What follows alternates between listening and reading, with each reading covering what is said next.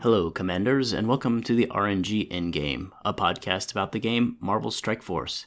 Your hosts are Frid and Creative. We're leaders in an alliance from a large cluster, and would like to share our insights with you to hopefully improve your gameplay and overall experience, and give you a little entertainment. All right, Creative. We are here once again for another episode, number 70. And we're going to start with gearing and leveling. And I wanted to start by apologizing to the folks that hang out in the Discord. I have been pretty bad about posting my gearing and leveling like I normally do. It's been pretty busy between vacation and then returning and some other stuff going on. But the other reason is there wasn't a whole lot too interesting to report. But at least I got all my mutants to level ISO 5, which may be wondering why I'm talking about mutants. I'm in the bottom, all the way down in the Doom Raid, the first lane, and I have a partner, but we each have our own lane, so it's two of us down there. And we're talking about, preparing for Doom 100%. So the last set of notes for me is mutants. So I start with bio, the baby bio, then we have skill, and then we have tech, mystic, and mutant. And we were getting occasionally to the mutant, but I only had two characters, Longshot and Emma. But now I have everybody that you would want. Maybe not everybody, but I have Jubilee, Bishop, and Beast, the holy trinity of astonishing X-Men. And then Shatterstar and Longshot. I think that should be enough for the first couple of nodes. Oh wow, that's a lot. I have Emma, but I don't have Sinister because he's support. And between Moondragon, Adam Warlock, and Beast, I have not. And I understand that he helped with the boss because you copy Longshot and then just go to town. But that'll have to wait until now. We'll talk about ISOs and the changes, but it's going to take a while. But I think it should be enough to get me pretty far. So I'm excited, but I don't know how I don't consistently one-shot nodes, so bosses, right? So how do we do this with energy? That's the only shared nodes that we have. And then, so how many nodes is that? Do you know off the top of your head that you have to do? No. Mm-hmm. So 1, 2, and then 3 times 4. It's like 14 or something. That's a lot of nodes for one single person to do. So I don't know how it's going to work without having to do cores or energy or something. I heard somebody say this was kind of poorly designed because there's not enough to double up, right? There's no cross paths. It's kind of, you're on your own. So, Well, I think it was perfectly designed for whaling. For the whale harder crowd. Yeah. Mm-hmm. In any case, I am good to go as it relates to where I am right now. I don't know if I would have to look if my bio characters are ISO 5 because I don't need them at 5, just 4. But if they decide to switch me up, I think I'd be in good shape to do so with all this ISO running around. Next, Infinity Watch. Finally got Nebula to Skirmisher level 3, and the reason for this, I prioritize her over the Striker, which is Gamora, because Striker level 3, the bonus that you get has to do with somebody having 2 vulnerables. And the only way to apply 2 vulnerables at the same time is with the Skirmisher level 3. So you do that first, then you do Gamora. Of course, they're both brawlers, so it's going to take a second, but I'm almost there. I think by the end of next week, I should be, if I get lucky with the orbs, I should have that, and then I'll report back to see what it does. When you have 2 vulnerables and Gamora hits you, does it just destroy you like it's supposed to do. Something like 5% extra of your health. It's gonna be interesting to see. Let's see. That's blue ISO. Yeah, level blue 3. blue ISO 3. I also went to the School of Creative and switched a Moondragon to a healer instead There of you go. striker. I did lock her as striker in arena defense, but I switched her to healer for raids and other stuff, and when I'm controlling her for arena, just because it's a hassle to move. But I don't know if it makes much of a difference, but I guess it's better to leave those vulnerables for Gamora and Adam, and not Nebula, but Phyla-Vell. She does a lot of damage. So, a couple more things to round things out. I bought the Black Widow costume for whatever it's worth, the white snow thing. I don't know if you have or just been hoarding those credits. Yeah, it's nice, even though she's in stealth all the time. And let's see what else. We've got Sharon Carter came into the game with the patch, and she was in the red store. So I think I opened 10 regulars and 3 Elite Fours and got a 4 Sharon Carter, which is fine by me. No need to go further. I mean, she's the damage. Preferably should be a 5, but we're gonna go with 4 because we'll talk about these characters a little bit later. Skip, probably. And then Arena has been pretty good. I think I kind of have the fight down. I lost one today because I changed something. It has to do with doing Phyla special in the wrong time, as opposed to saving it to clear more stuff. Got a little impatient. I think that cost. But yeah, I've been top 5 most of the week. So it's just Infinity Watch mirror after mirror. That's where Arena is now. I think that's it for me. So not too exciting. There were a couple days that I didn't even spend enough gold. I'm trying to rebuild my gold. So not too exciting. But how about you, Creative? Anything cool that you've been doing?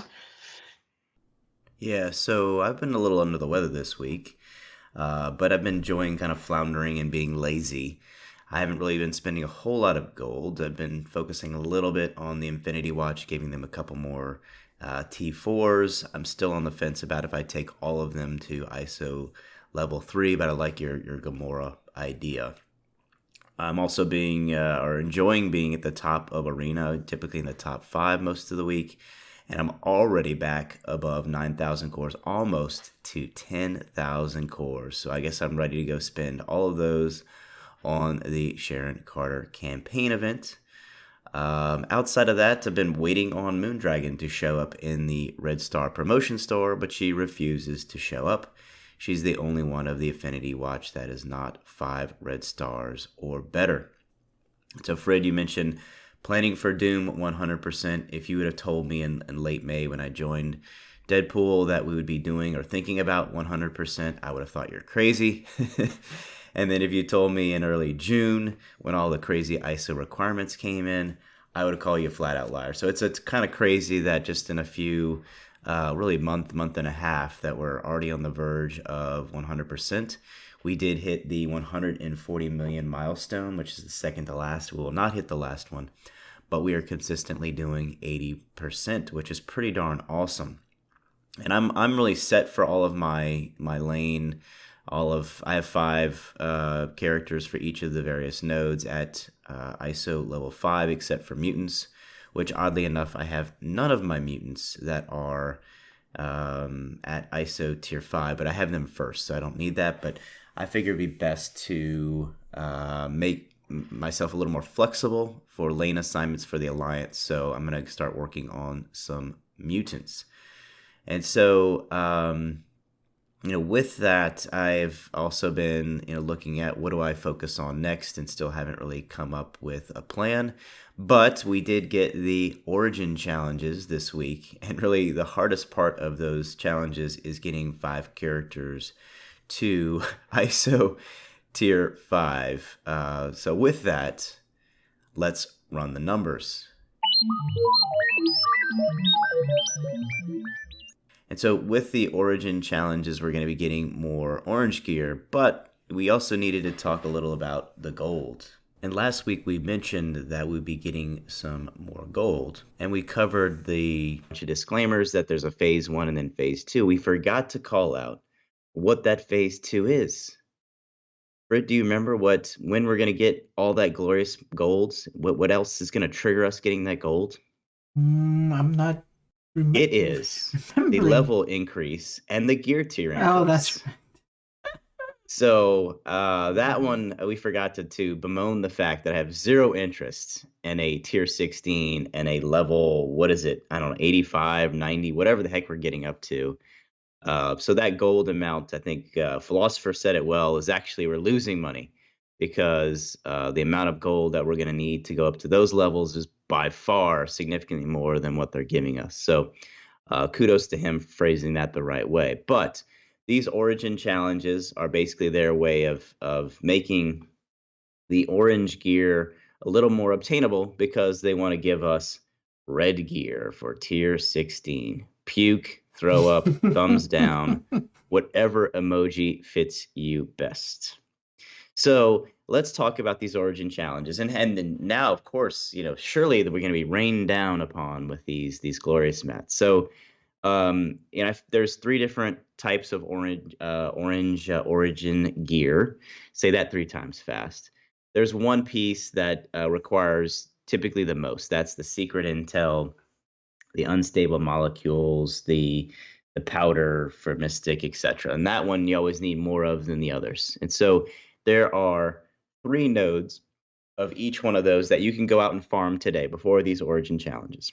And let's just say for those 10 attempts, you get 3.5 pieces.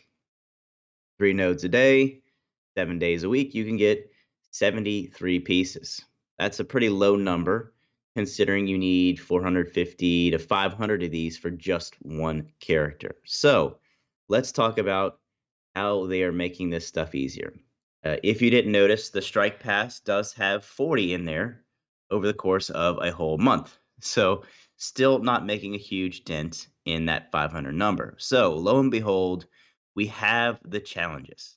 And of course, to get to the highest level of the challenge, you have to have ISO tier 5. So they continue to ISO wall everything, I guess is the way we could say it. But at the highest level, you get 6 of the harder currency, or the more currency or item that you need the most of. There's 3 attempts, and you only see these challenges 2 times a week, not 3 times like the others. So that nets you 36 pieces a week. So that's giving you about 50% more than just a regular node farming. So again, you need 450 to 500 of these for just one character. So now it's going to take you a mere 4+ weeks to be able to get the currency for just one character. Now, this is, of course, just via these means. You do have the raid orange orbs. You do have the supply and raid stores, but those are all RNG based. You can't really count on that showing up. We can certainly do some statistical analysis and give an average of those drops, but just factoring in these items, it cuts down your time frame about a little bit. So before the origin challenges, it would take 6 weeks, so now it'll take a little over 4 weeks. So that's progress, considering that many of us have left the vast majority of our roster at T12 because these origin mats were so rare. Doesn't quite feel like it's enough for us to push up more and more of our characters higher. Frid, what do you think about this in terms of savings or time savings that we're getting with this? Yeah, that was, my initial reaction was, well, we've been, like you just said, we've been leaving our characters at tier 12 because this stuff is so rare. SBCs, all that stuff that you need to do 14, 15. So when the new overpowered character comes out, you can do it right away, right? And I noticed this in my arena chart. There's whales, right, that have 6, 7 star Infinity Watch, but they don't have the gear. And that's because they didn't hoard, right? They may have, or maybe they started later, whatever the reason may be. So this game, they say they don't, but they encourage you to hoard. So I think I'm going to cool my jets and not go ahead and, upgrade Doctor Strange or something to tier 13 because I have a bunch of Mystic gear. Just because the next team drops and it's a bunch of Mystics and then you have to level them up, you'll just never have enough, I don't think. It's bottleneck after bottleneck. Plus, you don't use those characters because your whole roster have become obsolete by the last 10 character releases. So I don't see the point anymore. Blitz scores used to be a reason, but that doesn't matter anymore either. So I think we continue to hoard for now. Yeah, and even if you just focus on the Origin gear piece and you have that, you still have all the orange catalysts that are still. Yeah, we're getting more of them from the Catalyst event and other places, but it's still a paltry amount compared to what you would need to start really raising up the vast majority of your roster. So, but like this goal that you were talking about, I just thought about this, but what a great opportunity would have been to give us, payday was today, like a little surprise. Oh, we're gonna increase it from 800 to 1 million. 600. Gold more for 3 attempts once a month if you're at the end game. Right. No. Nothing. We don't get nothing. It's still 800K from whatever ago. So there's no opportunities to give more to the player base. I guess more is more. It's not that. Yeah, we're not going to turn down the free gear, but we're still going to continue what we're doing now. This is not fundamentally changing the equation. That is how I'd evaluate it. I mean, I have so many, like Mystic is one that comes to mind, Orange, that I'm always tempted, but then Catalyst and other stuff, you're just going to run out. So resist the temptation. Don't get fooled by the extra gear. But I mean, I guess if you're starting up, this will help a lot, right? Well, absolutely. So I mean, this does help the catch-up mechanic, and we always talk about needing those. Unfortunately, though, let's be real. If you're a mid-game player, there's no way in hell you're doing ISO tier 5 to anything but your arena team, and you're lucky if you even do that. Well, the real catch-up mechanic is the MasterCard and the Visa card. So we all know that. So yeah, but it does help. Yep. It does help those players. You remember how painful it would have been to have to farm those in our spreadsheets that we plan. Oh God, yeah. You didn't. I waited for weeks for one of those Origin pieces for Star-Lord so I can get into DD2. I mean, it's just. Gosh. All they've done is move the ball a little further. My concern though is things are coming faster, and now we have too many bottlenecks. We're having to push more characters further, but we have so many levels, and we're getting truthfully less resources across the board. So I think of this as a triangle. And yes, there's more blue gear now. There's more purple gear. Now there's going to be a little bit more orange gear, but there's not enough gold and training mats and other things to really make a difference. We're going to continue to focus on those key characters. This is not pushing us to go take up other teams. Like, lo and behold, the Brotherhood team, still a great team, but who's going to spend the mutant mats on this? Because we'll get some other Axeman like team here. Because for some reason we always had mutants. But anyway, yeah. No, you're right. I mean, it all stems from the release cadence that is relentless, right? It's a treadmill that doesn't stop, and the just bottlenecking, and it's just the design, right? To see if you will give them your credit card, which I guess it's fine. I mean, you gotta make money, but it could be part of the grind. There's really, especially with these new teams, all that stuff that we worked on for years, on our rosters just gets negated, which is kind of bad. But what can you do? Yep. So that's one piece of the numbers. The other is, we finally now have seen the massive amount of ions and isocrystals entering the game. I kid. So the changes were limited. They doubled the number of ions that you get from nodes. It actually a little bit more than doubled. It went from about 450 or 425 to 1,000 for the ones with 12. And went from 1,000 to 2,000 for the ones that are 24. So fundamentally, double or better the number of ions that you get from the nodes. And we now get 2 crystals per drop from the nodes. So fundamentally, we're basically getting 50% more from those sources. So overall, this halves the duration to do a lot of the ISO stuff. So that's fantastic news. The other piece that I missed was that they're also allowing you to do 20 attempts on nodes. So, when I was stuck waiting for 30 of the support resistance for Adam as my last support, I could have gone all in on that and had a shorter cooldown or shorter duration to get through that. So that's nice as well. But the cost to fuse the crystals didn't go down. The cost to raise the ISO level, the abilities did not go down. The number of crystals needed exponentially, went up and has not changed at all. So we still have those pretty high barriers to entry, particularly at tier 5. So it used to take, this is right when it came out, the ISO stuff came out back in October or November. It used to take over 2 months to get all the crystals and ions that you need for a full team of 5. Now it'll take a little over a month. So that's the good news. Considering we get a brand new team every month, we now have enough ISO crystals to get them to level 5 of the green. A crazy stat when I was doing these numbers is when this came out in October, November, we had a mere 145 characters.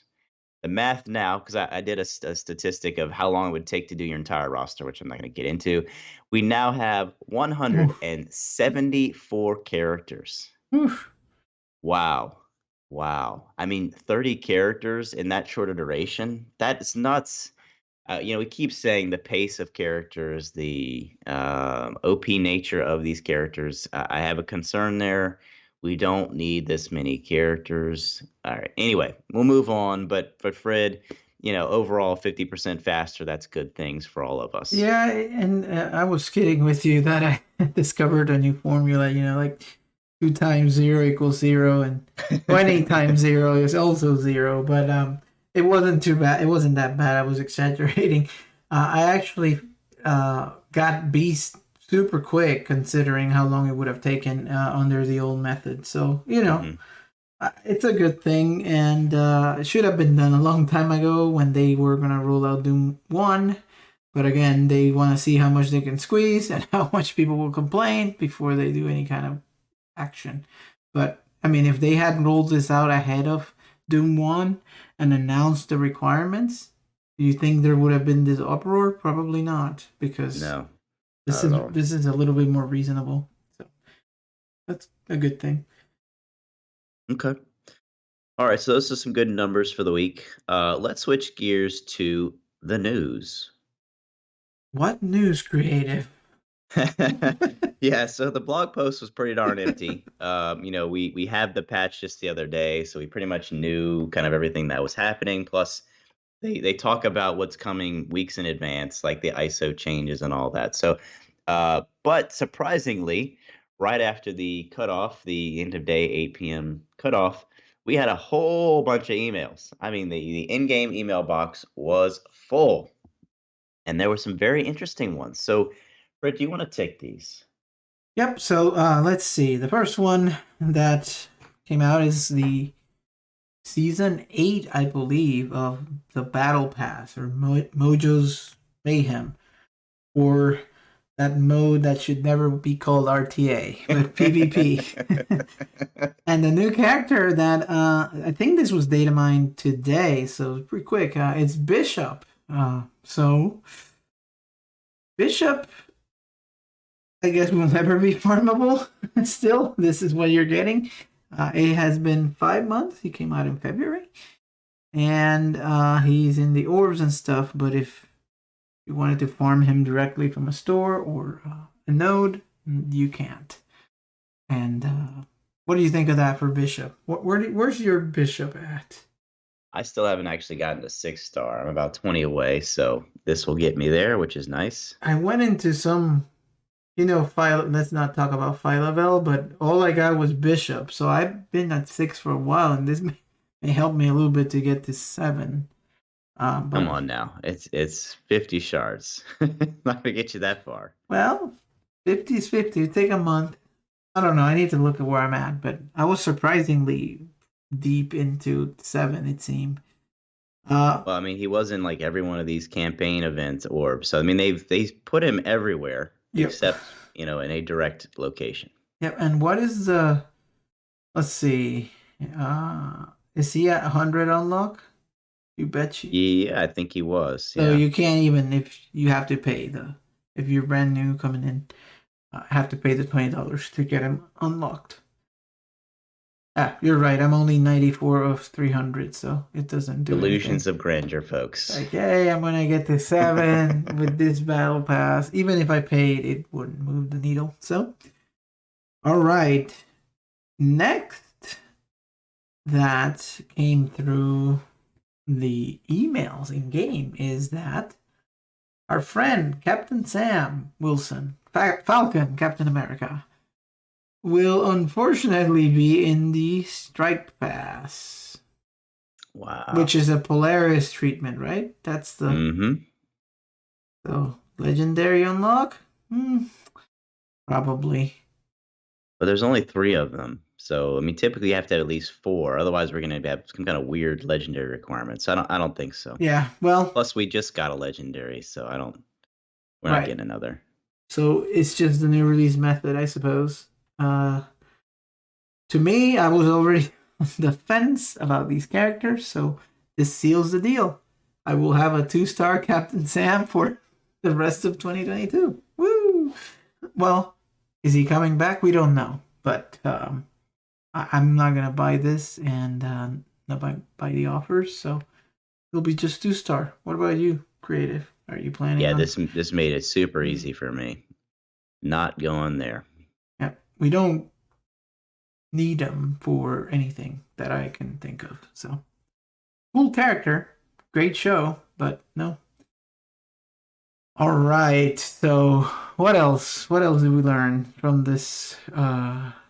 Well, we saw we saw the patch come out, and we saw Sharon actually had the shield tag. So not only was Maria Hill getting the shield tag, but so is Sharon Carter. This is going to be great. It matches the real history of the characters. This is phenomenal. Hey, no, not so fast, Creative. Hold your horses there. Wait, what's going on? Sharon Carter's shield tag was removed because it was not intended to be there. So only Maria Hill is getting the shield tag. Oh. So I don't know what happened there because it was there and then it wasn't. So probably who's in charge of raids? Decimal Jeff and Compensation Carl or some of those guys got together and said, wait a minute, shield those lanes in the middle that suck in the Gamma raid would be too easy. So pull back on the damage dealer. Just take her out. Don't give her the tag. Just Maria Hill. File all over again. Can't make the Gamma raid any easier. We can't rework it, but we won't make it easier. We're not going to touch it in any shape or form. It is terrible. We know it's terrible. Enjoy. Good luck, Commanders. So, yep. Yeah. Well, on the topic of tags, I was thinking the other day, we have the Infinity Watch, the protectors of the Infinity Stones, heroes among heroes. And villains, apparently. Nebula is still just a villain. She does not have both the hero and villain tag. How can we have a villain protecting the Infinity Stones? It doesn't make any sense to me, Fred. Yeah, it's because they can't do that. It'll break the game. It's probably not. Yeah. Not something they can code. It'll destroy the spaghetti code that they have going. So, yeah, forget the lore or any of that. Just can't code it, can't have it. They talked about Yondu for a long time about this. So they never did it with him, who has always been inconsequential. So Good luck getting Nebula. That's super important now to get that tag. Yeah. Maybe they'll do a node that is only hero, so it'll break the Infinity Watch. Something like that. It's possible. They have dual tag on the other traits, but I guess not this one. One other thing I just thought about as you were talking about the Gamma Raid, and it's about the Alpha Raid. For any of those you out there that are doing the city lane, on the inside, jeez, there's a stupid node called E7 or F7, whatever it is, that has the initial wave includes 2 Daredevils, Captain Marvel, and 2 Spider-Man. And this is the most frustrating and ridiculous node that I remember because it's all RNG and a stacked up symbiote, 7-star, all this stuff, ISO, blah blah blah, can get one shot no matter what. And I have had situations where I send in a sacrificial team, normally a Doc Ock kind of team. All of them get one shot, including Doc Ock in some cases, which I have at 6 red star and all this, tier 15. Tier 15 with the ISO 5, blah blah blah. Yeah, he gets one shot. You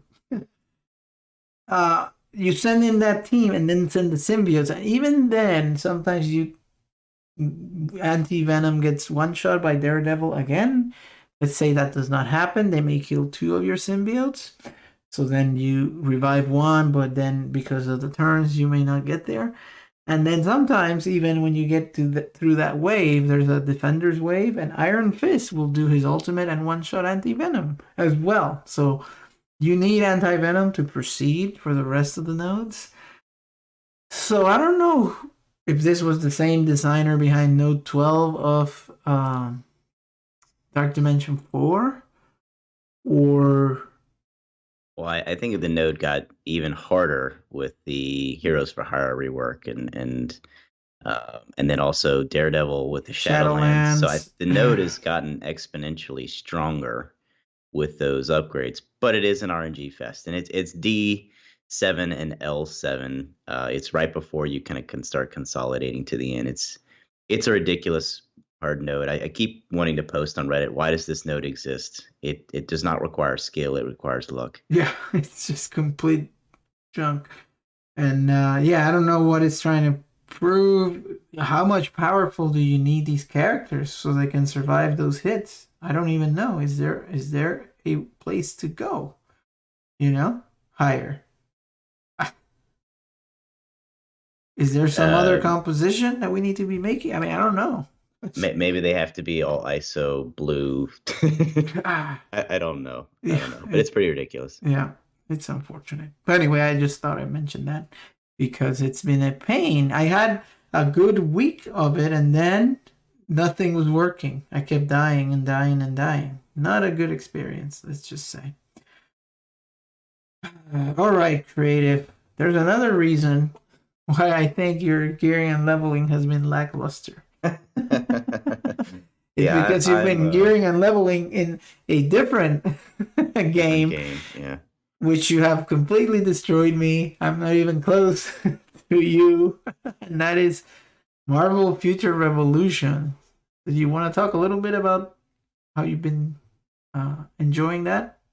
Sure, and I'm notorious for kind of going all in on a new game. I don't know, it's probably been, at least a year ago, maybe at least 6+ months ago, where I finally started playing Zelda Breath of the Wild. And I'm like, I don't want to talk about Marvel Strike Force. I only want to talk about Zelda. So, I'm going all in, played quite a bit. I forget where I am. My character level's around 75-ish, somewhere in there. I've got Doctor Strange, and certainly enjoying the game. There's definitely the grind element. I forgot who pinged us or pinged me in Lionmore. I think there's definitely a grind element to it, but it's not nearly as bad as a lot of the other MMOs that I've played in the past, particularly because of the auto. You still have to click buttons. You still got to skip chats and things, but you're not having to literally do all of your abilities and run around. So that does alleviate some of the piece there, but it is a bit of a grind. So I had to take a break the other day just to kind of get away. But we have certainly found the gotcha or the spin money parts of the game. There's kind of two things that I keep running into, and that is you finish all the quests, you go find all the collectibles in a map, and it says your squad rank is not high enough. And so you have a character level and you have a squad level. And so I run into that now, I don't know, 6 times. So, what you can do is one, make sure you go back through the other levels, do all of the green, yellow, and purple quests, get all the collectibles, go kill extra guys, do the bosses in the areas, the most wanteds, do all the operations, the blitzes, all that kind of stuff, and all those things give you your squad currency or squad experience. And then of course the other is just start another character. But it's a grind to 100. So that's not necessarily desirable. But normally you just pause, come back the next day, do all of your dailies, and you can proceed. But that has been a constant thing that I've hit. And then the other piece that we're seeing is the gear in terms of there is so much gear. And Frid, I just, before we recorded, we spent a ton of time going through Yep. all of the different pieces of gear or, things that you can do. But definitely getting the highest level gear appears to be very hard for free to play as well.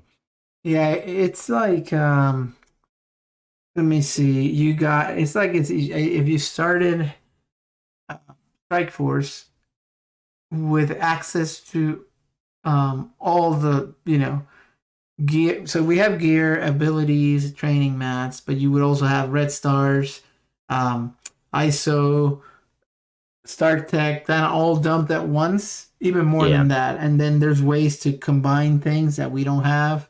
Makes it really convoluted. So it took some time to kind of walk me through because I didn't read any of the tutorials to know what am I supposed to be doing. But I'm sure more intel as more people play will start surfacing, so we know what's going on. Now, I wanted to ask you, what are you now that you played a little bit more? What does it remind you of? Is it unique? Is it like other things you played before? What are you thinking? I mean, it feels like a standard kind of MMO, just with an auto button, and so it's faster. Like doing this kind of leveling in World of Warcraft or some of the others that I've played would take so much longer. The fact that it's been over several days and we've gotten that high, that's everything's a lot faster from that perspective. There's a lot less pain to it, so it feels very similar to a lot of these games. There's a whole series of dailies. There's PvP, there's raids, there's instances. I mean, whatever terminology you want in those different games, it has a lot of those same flavors. Right now, it's shiny and new. It's Marvel characters and all that. So I'm kind of curious to see if I'll get tired of some of those dailies because it's a lot of repetitive stuff to that. But again, most of it you can kind of auto through the lower levels. But it's very similar to most MMOs that we're used to. I'm not used to so many different types of mods and other things. It's a lot to keep track of. So the one tip or the big tip that I gave to Frid was your costume or your armor, your gear, whatever you want to refer to that as, that you want to make sure you're looking at the set that it is and what the benefits of that set are. It's really easy to pick up a new piece of gear. It's got more stars or better benefits and equip it, but you still want to look at what are you upgrading. You have to use all the 1 stars, upgrade those to the next, to the next, to the next, and you make sure you're picking the same sets because you get big benefits by wearing 3 and 4 of the same set. Yeah, that part reminded me of Diablo 3. Yeah, that's true. Yeah. Remember we were looking for the Marauder or whatever it was? Like Go after forever. set. Yeah. It doesn't drop and try to find it, and then you became this ridiculous overpower thing. So I'm just noticing that. I do like that system where you can make him look however, but the piece behind it actually has the stats, so that's nice. Yeah. I know you make fun of my green Captain America. Captain America. But you saw what he is. He's like a tank, just punching people around, just taking a beating, but not really taking damage. He just kind of punches his way through. One thing is, at least in my computer, the BlueStack runs pretty rough. And I can't wait to get it on the phone, or I play also on an iPad. You saw my giant iPad. It's like a laptop. Can't wait to see how it runs there. Probably going to be pretty smooth. So I guess it's in September. So we'll have a head start. It is concerning that there's so many systems, and what happens over time is they add more things to it, right? More modifications and modifiers and complexities. But maybe it has legs. I don't know. There's some people already in the end game, and it's been what, a week? Yeah. That was the guy. He no-lifed it. I never heard that before. That was a new term for me to hear. No-lifed it. Played for 3 days straight, practically. So I guess there's like that many hours of content. I mean, it's crazy that much content. Yeah, it's a lot. I mean, it's typical MMO where you have this really high rank, and then the funny thing is when you get to that level, then there's a whole new game to play. So there'll be some high level raids and high level PvP stuff as well. So I'm excited to get to that and see what it's all about. I've been doing PvP with Strange, and he has a couple crazy burst damage, so I just blow up everybody. I'm kind of curious though as to how that's going to work. It doesn't have a lot of the same mechanics as some of these others, so I'm kind of curious as to how that will work. And then the balancing of the classes and all that. The only one that I've run across that was crazy was Black Widow, and she could stealth just like in our game, MSF. She could stealth, and so I'm like, where the hell is she? Can't hit anything. Can't see. And then she like pops out and blows you up, kind of thing. So very similar to our character in the MSF. So yeah, well, so you think that what will happen is expansions, like, I'm thinking World of Warcraft. There was vanilla, and then you had all these expansions over time. Yeah, they'll do the same thing, just like Diablo had expansions. Like a map, so, yeah, like another map. They'll add a new, new Earth to the mix, and that will give you a higher level and more gear and all that. So if it has legs, they'll go that route. Okay, WoW's a bit of an anomaly, maybe, but the lifespan of these games it can be like WoW, which still around, right? Yeah, that one's still going strong, and they've released the classic. But thinking of what was the Jedi one? Galaxy, was it? No. Some SWOTH, whatever that stood for. Shoot. Anyway, there was a Jedi version or a Star Wars version of one of these games that came out, was really cool, but they had all kinds of bugs and problems, and it died within maybe 6 months, maybe 8 months. So that died fast. But then there's some other games, and I'm blanking on all the names, that have a niche crowd and are still going today, that really focus on. There's one that really focuses on PvP that I'm thinking about. But there's a whole variety of these. I think WoW is one that's just gone on and on and on. But there have been flavors of these, and they typically can have legs, assuming that the game does not have bugs. So, which is still surprising to me that Marvel Strike Force is still going with the level of defects they have. It's killed other games. This is the last question. Did WoW come with vehicles, mounts, whatever you call them, out of the gate, or was that added after? No, that was part of, I think, Burning Crusade or the next one that had the mounts. Because I'm sure there'll be something like that eventually, where you can ride around on some vehicle, or I don't know, spaceship. Who knows? But Galaxy of Heroes did that. It was a whole other battle mode. Instead of collecting heroes, you would collect ships. So like X-Wings and TIE fighters and all that stuff to fight. And then they had gear too and all that. That's when I left because it's too much. But, yeah. But I'm sure there'll be some transportation stuff. But okay, well, we'll see. We'll keep reporting on it here and there for those of you who are interested in Future Revolution. Let us know by continuing the conversation on our Discord server. The link will be on the show notes. What else? Anything else before we wrap up? Yeah, I just remembered some of the games. Star Wars: The Old Republic, I think, was the name of that game. That's now has flavors of free to play, and then Guild Wars is another one that was very PvP focused. And then people are saying that this game is very similar to something called Desert. Shoot, I forget the name of it. Anyway, but people are saying it's the same game, but with a Marvel wrapper around it. So Okay. we'll see. Well, is that one still around? It is, as Okay. far as I can tell. So anyway, I find it entertaining. Again, I go kind of all in. Black Desert Online, that's what it is. I go all in on games, notoriously like tuning out the rest of life in playing games. So I've liked it. I don't find the grind as bad. And then I like that there's so much different content. There's so much different gear that you can look at. So I feel like there will be some links. But anyway, I've added a channel to our Discord. I'll Okay. probably beef it out a little bit more, put some tips and tricks in there. And we are going to look for an alliance for that. I know you and I are different levels, but I'm trying to power level you. But we're going to look for an alliance. I know there's some in our immediate alliance. There's some within the unlimited alliance that are starting up alliances. So we're going to look for alliance there, just so we don't feel like we're throwing away our daily donation. Well, yeah, that's funny. I remember when we started Diablo, I think it was. You were like, all right, what you're going to do is come in and just stand there while I do all this other stuff. Okay. I don't know if they'll allow... I guess so, the blitzes, that's how it worked. So that's good. Because it lets you bring in a friend and get him up to speed quicker. Yep. Something it's not possible in MSF.